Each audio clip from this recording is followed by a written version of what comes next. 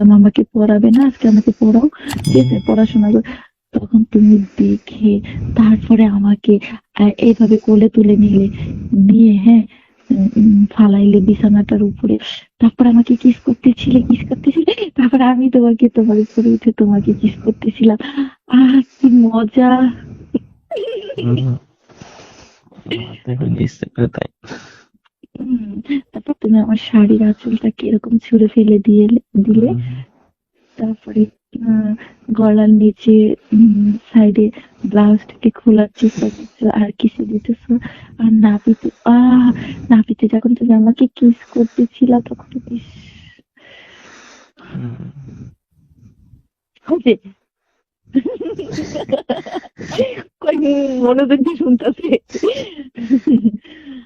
ও হুম, মাই god, খুব cute লাগতেছিল না আমাকে, বলো? হুম, এইভাবে তো ভালো। এইভাবেই তো ভালো। হ্যাঁ, এক এক রকমের এক এক ভাবে, এটাই তো ভালো। হ্যাঁ এটাই ভালো। কতদিন লাগবে এরকম ভালো? সারা জীবন। হুম। তারপরে কিবরিয়া ভাই আসলো, এসে কলিং বেল বাজাচ্ছি বাজাচ্ছি, দরজাই খুলছো না। তো তারপর তুমি বললা, কে? তখন কিবরিয়া বললো, ওই মাদারচোদ, আমি দরজা খুলছি।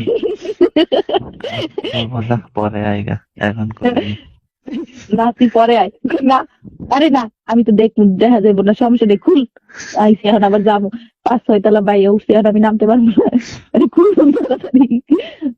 আমি হাসতে থাকবো আর তুমি বলবো শালা গোশালা হারার সময় না।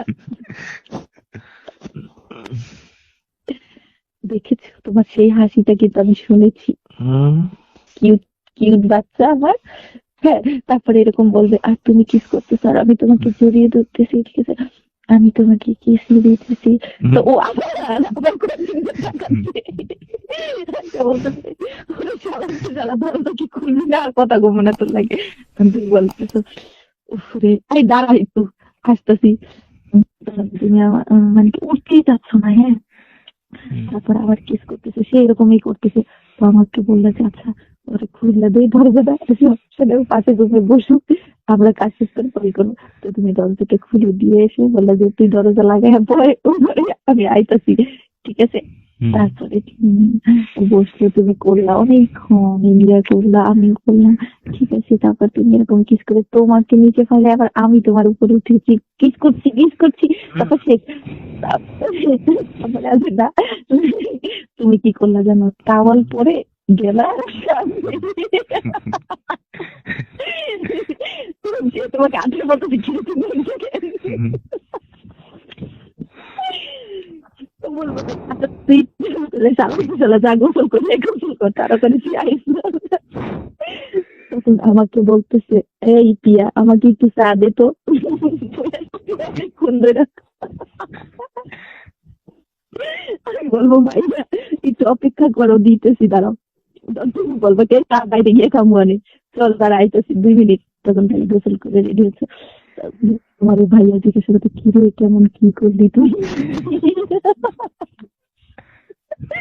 তখন তুমি বললো যে, হ্যাঁ দোস্ত আর বলিস না, দলে আর স্বাস্থ্য বলতে চাই আর কোন আমার অবস্থা খারাপ হয়ে যাবে।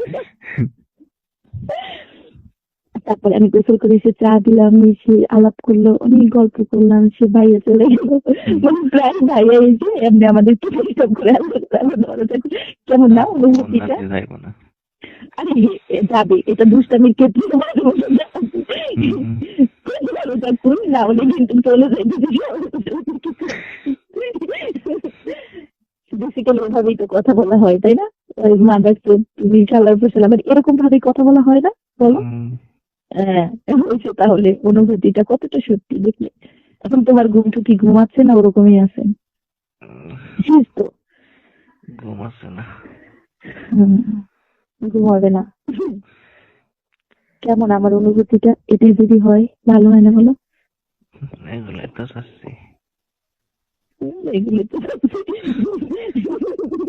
এদিকে আজকে কি ঘুমাইছে আলাপ করে আর কোনো চালা করে এত খারাপ বানাইতেছে তুই। তাই আমি বলবো, বুঝলি? হুম, কবে যাবে, বাড়ি যাবে কবে? কি রে ভাই? বলতে পারি না, মনে হয় যাইব না পরীক্ষার আগে, মনে হয়। আরে আজ কি করব, আজকে মাসের 20 তারিখ, আর না যাই 9 দিন বাকি আছে। পরীক্ষার আগে যাইব না। তুমি ভাইয়ার কাছে থাকবে আজকে, বুঝলে? মন খারাপ করবে না বাচ্চা।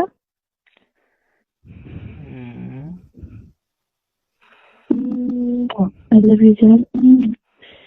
কি বেবি, কামড় দিন কিন্তু। আচ্ছা, আমি যদি তোমার ঠোঁটে একটু হালকা কামড় দিই, আমি কিন্তু তোমার জিহ্বা খেয়ে ফেলবো, সেটা জানো তুমি?